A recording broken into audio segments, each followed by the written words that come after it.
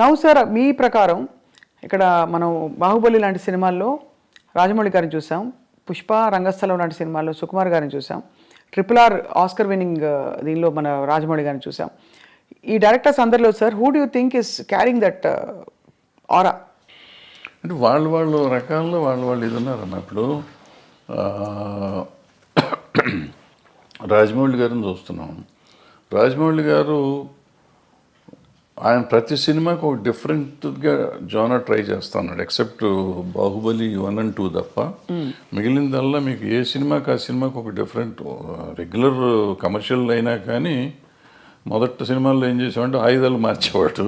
తర్వాత ఈ చేంజ్ ఈగ దగ్గర నుంచి చేంజ్ దిస్ థింగ్ ప్యాటర్న్ మార్చి ఏ సినిమాకి ఆ సినిమా కొత్తగా తీయటం మొదలెట్టాడు. కొత్త కథలాగా డిఫరెంట్ కొత్త కథ కూడా కొత్తగా ఉండకపోయినా కానీ ఒక కొత్త బ్యాక్డ్రాప్ కొత్తగా ఉండటం అంతా డిఫరెంట్గా ఉంది. ఈగ తర్వాత ఇది మర్యాదరామన్న ఒక డిఫరెంట్ ఇది. ఆ తర్వాత వచ్చేటప్పటికి బాహుబలి, మగధీర, ఎక్కడికక్కడ మీకు సెపరేట్గా డిఫరెంట్గా వస్తున్నాడు ఆయన. సో రావటంతో మీకు ఆయన ఒకటి ఇదైంది. ప్లస్ ఆయనతో పాటు ఆయన కొత్తగా కనిపెట్టింది ఏంటంటే director should be A marketing man. ఇంతకుముందు మా డైరెక్షన్ వాళ్ళకి మాకు మార్కెటింగ్తో సంబంధం ఉండేది కదా. ప్రొడ్యూసర్స్ వస్తాడనే పద్ధతిలో ఉండేవాడు. రాఘవేంద్రరావు దగ్గర నుంచి మేమంతా అయిపోయేవాడు. బట్ ఈయన వచ్చేటప్పటికి how to market a film అనేది ఆయన నేర్పించాడు వాళ్ళ ఇండస్ట్రీకి. దట్ మార్కెటింగ్ స్కిల్స్ ఎంత అద్భుతంగా వెళ్ళిపోయినాయంటే వాళ్ళు భారతదేశం అంతా ఇదే అయిపోయే స్టేజ్కి బాహుబలి 2 చేసింది. అందరూ బాహుబలి 2 దంగలు కొట్టేసింది అంటారు కానీ దంగలకి ఎంగలే సంబంధమే లేదు. బాహుబలిని ఇంతవరకు చేస్తే ఇప్పుడు ఈ సినిమా చేసి ఉండాలి. దంగల్లో వచ్చింది ఏంటంటే చైనాలో ఒక దాంట్లో వచ్చింది డబ్బులు. చైనా డబ్బును మనం లెక్కేసుకుని 2,000 కోట్లని కంగారు పడుతున్నాం తప్ప మనకి ఇక్కడ వచ్చింది 600 కోట్లు 700 కోట్లు. అదే అయితే ఒక లాంగ్వేజ్ అంత రావటం చాలా గొప్ప. అది 60 కోట్లకి చేసి అంత రావటం అనేది గొప్ప విషయం. దాన్ని డిస్ప్యూట్ చేయటం లేదు. అద్భుతమైన సినిమా అది. సో మన ఇండియన్ సినిమాలో ఇండియన్ డబ్బు చూసుకున్న సినిమాలు ఇయే. ఆ చైనాలో 2,000 కోట్లు వచ్చినా అదంతా మళ్ళీ మనకు షేర్ వచ్చేటప్పటికి చాలా తక్కువ వస్తుంది. అక్కడ 30% 20% అంత వస్తుంది. అవును. సో అవి మనం గ్రాసులు చెప్పుకుని ఊరికే కంగారు పడుతూ ఉంటాం. ఇప్పుడు బాహుబలి తర్వాత ఇది వచ్చింది. అలా అంటే మీరు అన్నది రాజమౌళి గారిది చాలా ఒక డిఫరెంట్ టెక్నిక్. ఈయన వచ్చేటప్పటికి ఈయనన్నీ లెక్కలు చేసిన సినిమాలు వదిలిపెట్టి ఈయన డిఫరెంట్గా చేసిన సినిమాలు ఈయన సిట్ అయినాయి చూడండి మీరు. అంతకుముందు మీరు ఆర్య చేసాడు. ఆర్య డిఫరెంట్గా ఉంటుంది. తర్వాత ఏదో చేశారు కొన్ని అటువంటి ఏదో లెక్కలు నాకు అర్థమే కదా. 1 ఒకటి ఎన్టీఆర్తో ఒక సినిమా ఏదో చేశాడు. కప్పులు తిప్పుతూ ఉంటాడు, ఏదో తిరుగుతూ ఉంటుంది. ఏది మన నాకు అర్థం కాదు. మళ్ళీ మొన్న వచ్చేటప్పటికి రంగస్థలం అద్భుతంగా తీశాడు. వెనక్కి తీశాడు. అసలు ఎవరు మన తెలుగులో మనం ఊహించలేని గొప్ప సినిమా అది ఒక రకంగా చెప్పాలంటే. ఆ టైప్ ఆలోచన కమర్షియల్ అయినా కానీ ఎప్పుడైతే అంగవైకల్యం తీసుకురాగలిగాడో ఆ అంగవైకల్యం మీద సినిమా వచ్చేటప్పటికి అద్భుతంగా ఉంది. అది చాలా ఒక లైవ్లీగా ఉంది సినిమా. విలేజీ ప్యాటర్న్ అనేది అద్భుతంగా ఉంది ఆ సినిమా. ఈ పుష్పకి వచ్చేటప్పటికి Pushpa was a routine film నాకు తెలిసినప్పుడు. పుష్ప 1, పుష్ప 2 ఈ స్మగ్లింగ్ మీద ఏదో రెప్లికా తీస్తారు ఏముంటుందిలే అని నేను చూడలే. యాక్చువల్గా నేను మొన్న చూసాను. ఎప్పుడైతే మీకు సెకండ్ హాఫ్లో ఆ ఫ్యామిలీ ఎలిమెంట్ వచ్చిందో, వైఫ్ అండ్ హస్బెండ్ వాళ్ళ రిలేషన్షిప్ మీద ఎప్పుడైతే సినిమా తీశాడో మీకు అందుకైతే అన్స్టాపబుల్ అయిపోయింది సినిమా. ఇది ఇవాళ రెవెన్యూ కనపడుతుందంటే ఫ్యామిలీ ఊరికి మా గంధపు చెక్కలు దొంగ కాదు. ఆబ్వియస్లీ అతని పెర్ఫార్మెన్స్, అల్లు అర్జున్ పెర్ఫార్మెన్స్, అల్లు అర్జున్తో పాటుగా రష్మిక అక్కడికి వచ్చేటప్పటికి ప్లస్ ఈ రిలేషన్షిప్ డైరెక్టర్ ప్రజెంట్ చేసిన విధానం అద్భుతం. సెకండ్ హాఫ్ ఏడిపించాడు. ఆ సినిమాలో ఏడిపించడం అయింది. అందుకని సినిమా ఆడింది, ఇప్పటికీ ఆడుతుంది, ఇంకా ఆడుతుంది. అంటే నేషనల్ అవార్డు వచ్చిందంటే సినిమా ఇట్స్ గ్రేట్ కాదు. ఇప్పుడు అదే మనం ఎప్పుడు నేషనల్ అవార్డు ఆయనకు వచ్చింది, డైరెక్టర్గా హీరోకి వచ్చింది. హీరో పెర్ఫార్మెన్స్ ఈ సినిమా కూడా అద్భుతంగా చేశాడు. మళ్ళీ నేను 2వ సారి ఇచ్చినా ఆశ్చర్యపోక్కర్లేదు. అవును కదా సార్, అంతే కదా. సో ఒకలా చూస్తే యాక్చువల్లీ ఒక కొత్త లీగ్ ఆఫ్ సినిమా వస్తుంది ఇప్పుడు. అంటే పెద్ద స్కేల్ ఒకటి, బట్ యాక్టింగ్ ఓరియంటెడ్ స్కేల్ పెరుగుతుంది. ఇంపర్ఫెక్షన్స్ యాక్చువల్గా ఇది మామూలు సినిమా కింద లెక్క తీసుకోవాలి. ఇప్పుడు అలాంటి ఒక 100 సినిమాలు మొగుడు పిల్లలు ఒకరి కోసం ఒకళ్ళు బాధపడే సినిమాలు 100 ఉన్నాయి. ఒకళ్ళని ఒకళ్ళు ఎన్హాన్స్ చేసుకునే క్యారెక్టర్. నా మొగుడిని అంటావా అని పెళ్ళం తిరగబడింది, నా పెళ్ళాన్ని అంటావా అని మొగుడు తిరగబడే సినిమాలు 100 ఉన్నాయి. వాళ్ళు ఒకళ్ళ కోసం ఒకళ్ళు చేసుకుంది. బట్ ఇవాళ దీని బ్యాక్గ్రౌండ్ ఈ గంధపు చెక్కలు ఇవన్నీ తీసుకుని చేసింది. నేను కోతల రేటు చెప్పానే, అలాంటి ఇలాగా ఇతను దొంగకి ఒక స్మగ్లర్కి వైఫ్ అంటే అంత ఎందుకు ఉండాలి? నేను నన్ను ఇన్సల్ట్ చేసినందుకు కదా, నా భార్య పేరు ఎత్తినది నాకు కోపం వచ్చింది, అందుకని నేను చూస్తానండి, నేను తట్టుకోలేను అంటాడు. ఎవరేం చెప్పినా ఒప్పుకుంటా, ఏమన్నా కానీ నా భార్య చెప్తే వింటానంటాడు. మరి అంత స్మగ్లర్కి ఈ సెంటిమెంట్ ఎందుకు ఉండాలి? నేను అక్కడ చెప్పానే, వైఫ్ని చెల్లి అన్న దరిద్రుడు తండ్రి కోసం జైలుకి వెళ్ళిపోయి చచ్చిపోతానంటాడు. అవును అవును. సో అది నీకు ఎప్పుడు వేరియేషన్ వచ్చేటప్పటికి నీకు తేడా వచ్చేస్తుంది. సో అక్కడ ఇక్కడ కూడా మంచి దొంగలు, మధ్యలో దొంగ రాసుకలు తీశారు మీరు. దొంగ రాసుకలు టైటిల్ ఎట్లా పెట్టారు సార్ అది? వాళ్ళ కథలో ఈయన చెప్పాడు, మన దివాకర్ బాబు గారు, ఆయన కథ కూడా ఆయన. నేను ఆ టైటిల్ ఒక్కటే చూసి మీ సినిమాలన్నింటిలో మీరే పెట్టుకుంటారు. రైటర్ ఆయన, అతను మన తమిళ ఆయన రైటర్. సో భలే ఒక long innings, 50 years in the industry. Everybody అందరూ మిమ్మల్ని అంత గౌరవిస్తారు, ఇప్పటికీ ఇష్టపడతారు. కానీ మీరు కుండ బద్దలు కొట్టి మొహమ్మీ చెప్పేస్తారు అన్నీ. ఎప్పుడు మీకు శత్రువులు తయారు అవ్వలేదా? ఉన్నారు, కొంతమంది అవుతారు, కొంతమంది తిడతానే ఉంటారు, అప్పుడప్పుడు తిడతా ఉంటారు, నన్ను చంపేస్తా ఉన్నట్టు కూడా ఉన్నది. ఉన్నారా? నడుస్తూ ఉంటారు. అంటే ఏ ఇష్యూలో సార్? ఏదో ఒక ఇష్యూలో వాళ్ళకి నచ్చని ఏదైనా చెప్తే కోపం వస్తుంది కదా. ఎవరు సార్? నేను దాసనారాయణరావు గారు, నేను కృష్ణ గారు భయంకరంగా పోట్లాడుకున్నాం. అవునా? ఎలా పోట్లాడుకున్నారు? ముఖాలు కూడా చూసుకునే లెవెల్లో పోట్లాడుకున్నాం. తర్వాత మేము ఇద్దరం అసలు నేను కృష్ణ గారు కానీ నేను దాసనారాయణరావు గారు అంత క్లోజ్గా మళ్ళీ ఎవరు లేరు. ఇప్పుడు ఏ విషయాల్లో వచ్చేవి గొడవలు? అంటే మాకేదో దీంట్లోనే మనం వేరే సొంత పర్సనల్ ఇష్యూస్ మాకేమైనా లేవు కదా. క్రియేటివ్ డిఫరెన్సెస్లోనే చాలా గట్టిగా మొహాలు చూసుకోకుండా, అంతవరకు మాట్లాడుకోకుండా. అప్పుడు సెల్ ఫోన్ లేవు ఇవన్నీ. అంటే మీరు మరి మళ్ళీ ఎలాగా మేకప్ అలాగా మళ్ళీ ఆటోమేటిక్గా అయిపోయింది. ఆటోమేటిక్గా అంటే ఎవరిలోనూ కల్మషం లేదు. ఇప్పుడు నాకు కల్మషం ఆయన మీద, నారాయణరావు గారి మీద కానీ కృష్ణ గారి మీద కానీ కల్మషం ఉండి నేను పంతం బట్టి ఉంటే వేరే, వాళ్ళకి నా మీద అటువంటిది ఏం లేదు.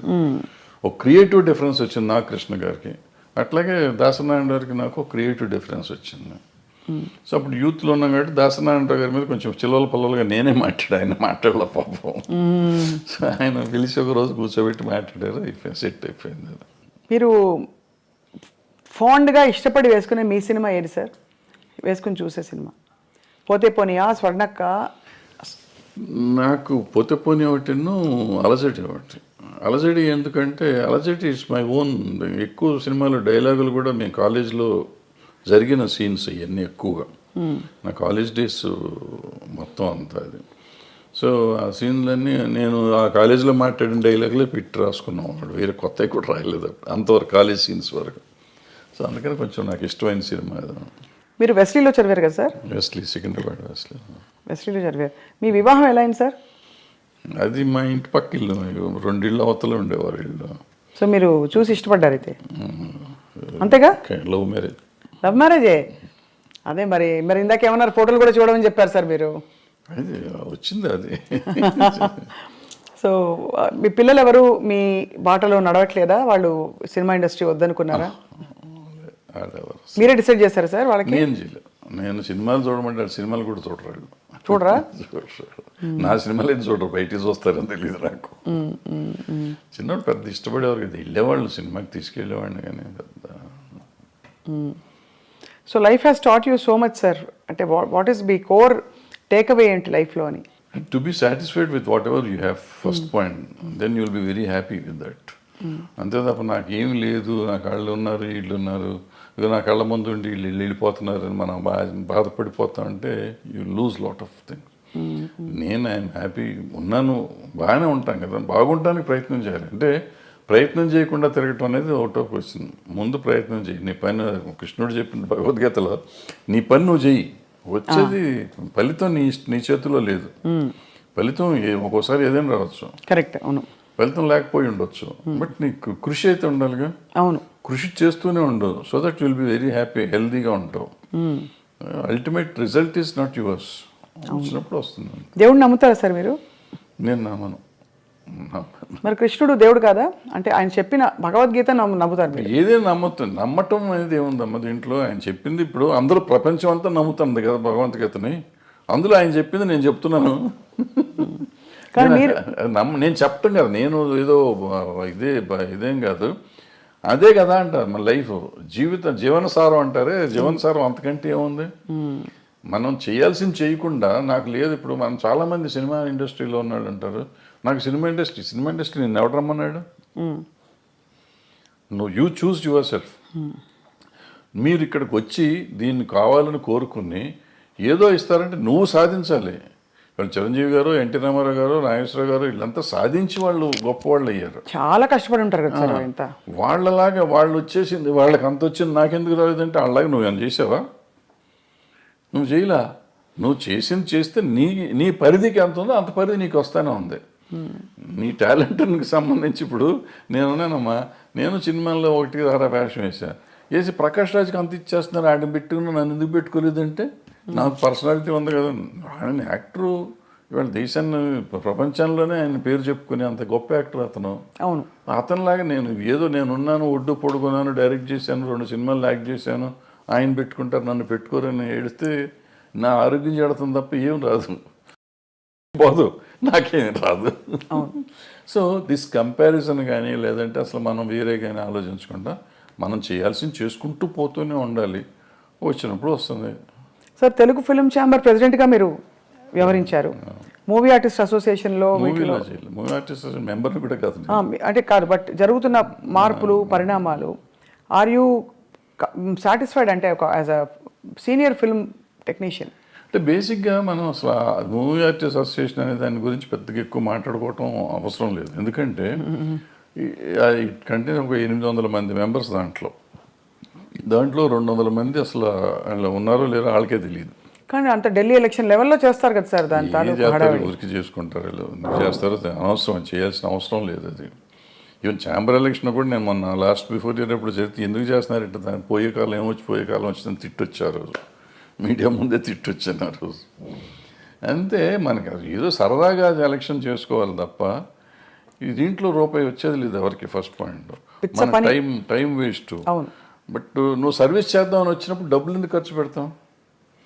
నువ్వు చేసే సర్వీసే ఎక్కువ, సర్వీస్ చేస్తున్నావు. సర్వీస్ చేస్తానికి వచ్చి నువ్వు ₹1,00,00,000 ఖర్చు పెట్టి నువ్వు వస్తే నీ మోటివ్ ఏంటి? నీ మోటివ్ సర్వీస్ మోటివ్ కాదు. ఇంకా పవర్ వల్ల వచ్చేది కూడా ఏం లేదు. ఏముంటుంది పవర్ వల్ల?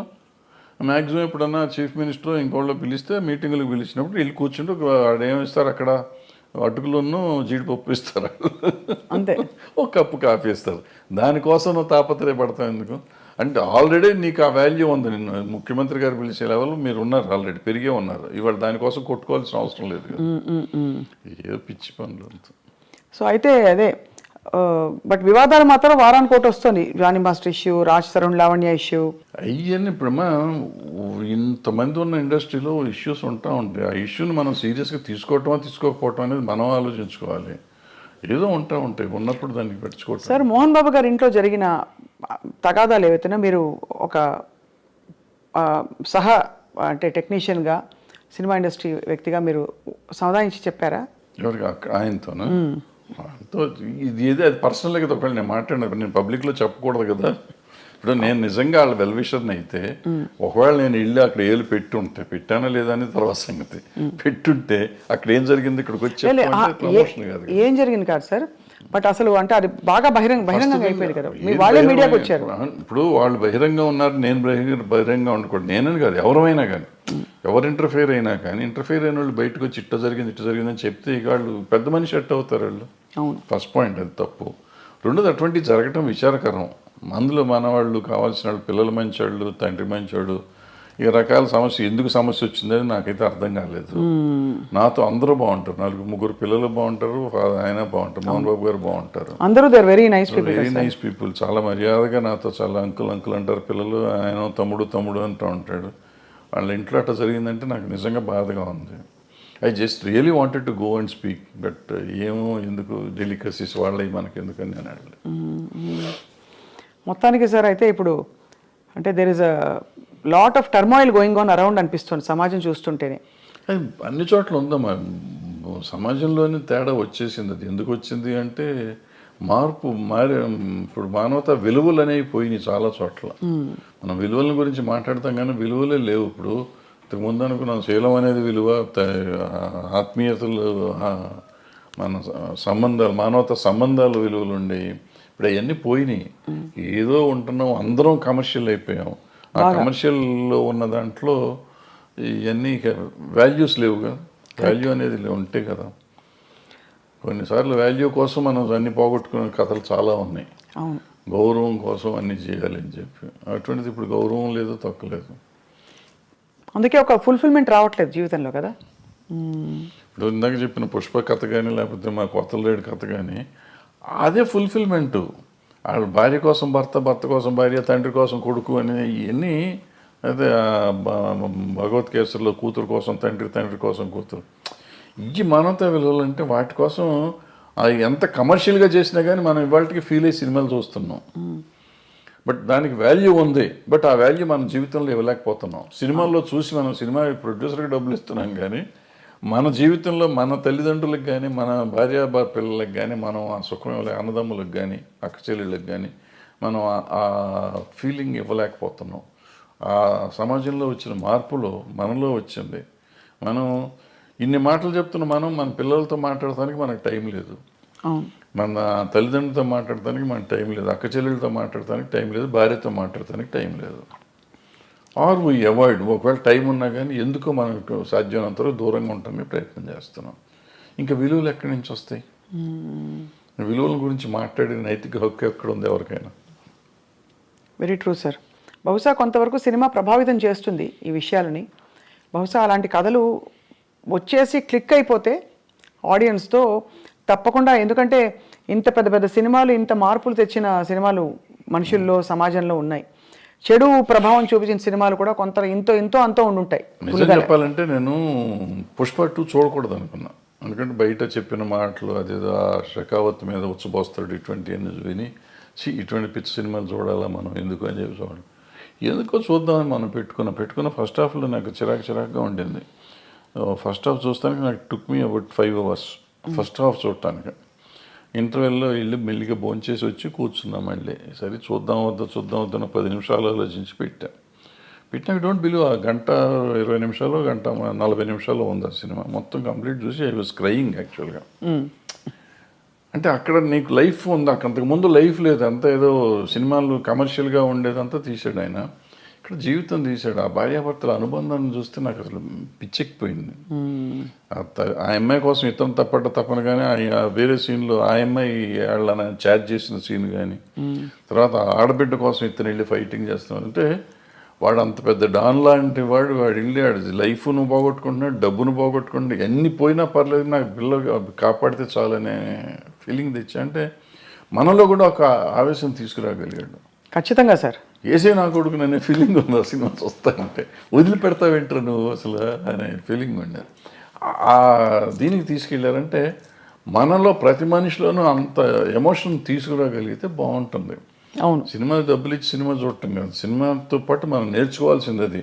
మనం అది వదిలిపెట్టేస్తాం. దాంట్లో వాడు స్మగ్లింగ్ ఎలా చేశాడు, ఎలా దొంగతనం చేశాడు, ఎవరిని చంపాడు, ఎలా చంపాడు, అల్లు అర్జున్ కత్తితో కొట్టాడా చంపాడా, ఇది ఆలోచిస్తాం. అల్లు అర్జున్ అనే క్యారెక్టర్ రష్మిక అనే క్యారెక్టర్ని ఎంత బాగా ప్రేమించాడు, రష్మిక అనే క్యారెక్టర్ అల్లు అర్జున్ అనే క్యారెక్టర్ని ఎంత బాగా ప్రేమించింది, అంటే నా క్యారెక్టర్స్ ఒరిజినల్ని అనేది మనం ఆలోచిస్తున్నాం. Very very true sir.